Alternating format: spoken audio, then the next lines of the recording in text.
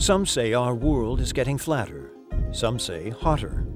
But here is proof it is getting better.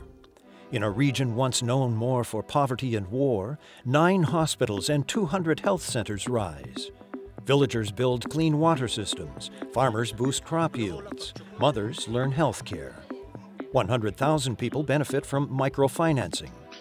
2 university campuses produce leaders, and 3 more campuses are coming.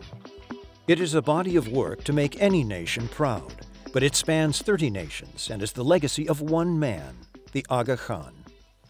My great hope and prayer is that in time to come, these universities will be radiating research and graduates into flourishing economies and progressive legal and political systems. He was a child of East and West, a boyhood in Kenya and Geneva, college at Harvard, and then his grandfather, the Aga Khan III, died, and in his will named his grandson the next Aga Khan. The Harvard junior was suddenly spiritual leader of some 15 million Ismaili Muslims around the world, a leader with a mission. I considered it was important that I should have the capacity to contribute to the improvement of quality of life of people around the world.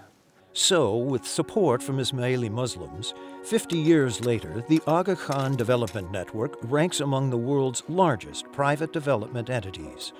80,000 workers helping 30 nations across the developing world, with a budget of $625 million a year. The AKDN set a new model for helping the developing world. Local people included in decision-making, projects that made communities self-reliant, and brilliant leadership. When UCSF Global Health Advisor Dr. Highness the Aga Khan joined the board of Aga Khan University, he was amazed. The caliber of the individuals on the board is huge. They come from leadership positions from all over the world, practically. And I was simply blown. The AKDN has impressive capabilities. Howard Leach is a former U.S. ambassador to France, where he worked with the Aga Khan. When the Taliban blew up bridges bringing food into Afghanistan, the Aga Khan spent a little bit of money, put up 2 pontoon bridges, and the trucks began rolling to be sure that the people of Afghanistan had food for the winter.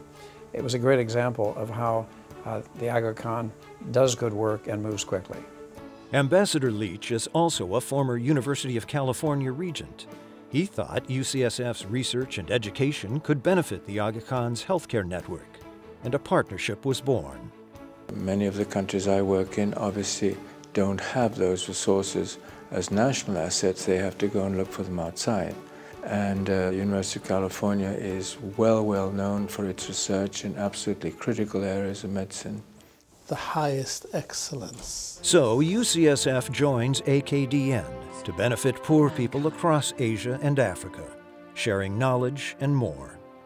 The fruits of his work go beyond just improving the human condition. Because of his tremendous credibility in both the Muslim world and the Western world, he is a force for understanding between these two worlds.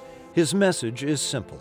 If we help societies create their own support systems for health, education, and economic development, then societies will evolve positively and without too much difficulty. Now that sounds over-optimistic, and it might well be, but that's the goal.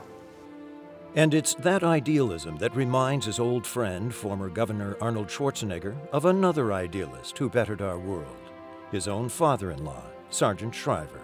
Because he's also all about service, serving others, and doing something that is much greater than ourselves, which is causes that affect people. And that's how he approaches life, that's how he approaches the day. So I'm inspired by that. He has been fantastic. And that leaves just one question for the man who bridged East and West. How does a Harvard graduate feel getting a medal from UCSF? Well, the fact that the University of California at San Francisco is honoring me is something which I'm very proud of. And the feeling is mutual.